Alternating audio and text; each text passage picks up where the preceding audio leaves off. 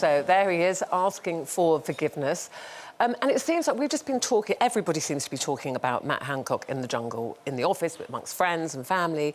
And there seem to be, Janet, so many different things that people are cross with him about. You know, Charlene mentioned there, she had a loved one who died during COVID. You know, they had to do a socially distanced funeral. She couldn't hug her relatives. You know, my mum is in assisted living. I was, you know, visiting her with a walkie-talkie through the window, you know, because I wasn't allowed to go in.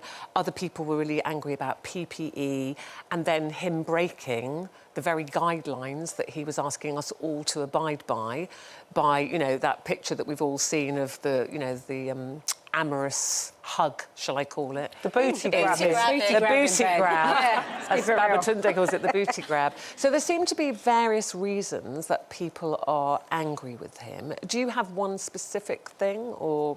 Well, no, I'm just increasingly angry with him, not less angry because he's getting them food. And it's a good job I wasn't in the jungle this time, because if I had been round that campfire and he'd walked in, I would have either physically assaulted him or I would have to leave. I think best you leave. That's best I would have left. But it's important to understand the mentality in the camp, because when you're watching it at home, you are going mad, aren't you? You're thinking, why are they being so nice to him?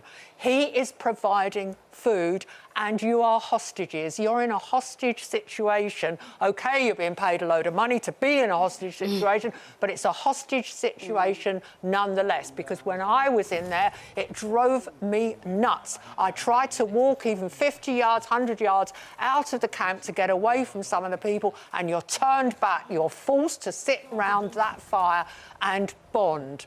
And it's your idea of nightmare, isn't it? It is my idea of nightmare, but I also think that before we say why is Charlene being nice to him, number one, she is a nice person, full stop. Yeah. So she's doing what any nice person would do, and that's when she sees someone, a grown man, crying in front of her, she puts her arms around him. I think, don't let's condemn her for that, but I also think she has been slightly used. Yeah, I don't... Katie, I'm not sure I get the, you know, I'm buying the people will see the real me. And for me saying, I'm just looking for forgiveness, I go, you don't need to go into the jungle to do that. You could have said sorry. Yeah. You had a public platform. Rosa could have gone and worked in a food bank. Absolutely. He could have gone and worked for the charity that he wants so much to support. I think also, I don't know about you, but that line he said about, I want people to see me as a human, I want people to see me as the real me. And I'm thinking, well, we wanted you to see all those people in the care home as humans who were, you know, so lonely. And so, yeah. But also, I'm not supporting Matt, but on the other side, he's one member of a government that led us through the lockdown. They did do some really good things, like rolling out the vaccine. We have come out of lockdown.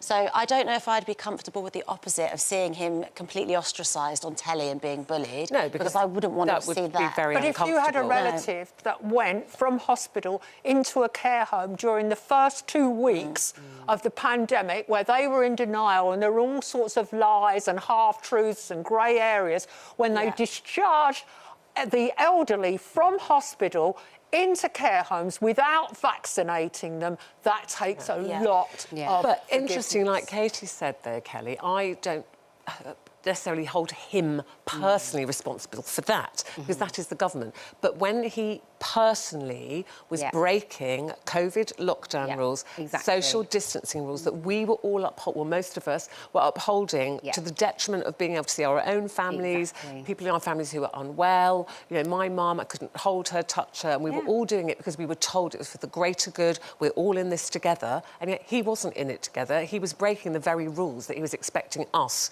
to abide by. Exactly. And I'm just like, you know what? You can eat all the grubs in the jungle, you can do as many trials as you like, but for me, I just think you broke the rules. You broke the rules. Absolutely, but for me, he's an MP, first and foremost, and for me, you know, we all contribute to paying his wages. So I'm like, you're in the jungle, so can you donate your wages to the NHS? Can you donate your wages to the drivers? Can you donate your wages to people that actually need the money? You know, like, I get that he's in there, he's already said he's in there to promote his book. Which is mentioned very quickly. Yeah, very quickly. But also, you know, he says, oh, you know, I'm in there to see the real me. You're not.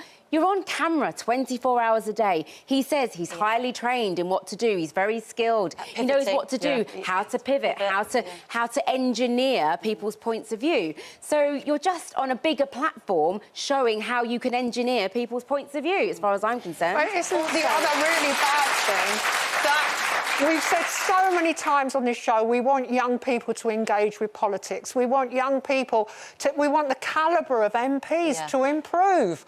And yet they look at something like this and they just think, oh, it's all right, I might have a go at being an MP. If it doesn't pan out, I can go on telly. Yeah, it's a bad example. And there are lots and lots of comments from you, which I will try and read out a little bit later, but also we did ask, because we were saying some people seem to be softening towards him a little because he is doing the trials, he's not complaining, he's getting out there, you know, he's bitten by a scorpion yesterday, still went to the resilient. trial. He's very resilient. And saying, we asked, has your opinion of Matt Hancock softened since he's been in the jungle? And 35% of you say yes. I mean, that just means 65 of you say no.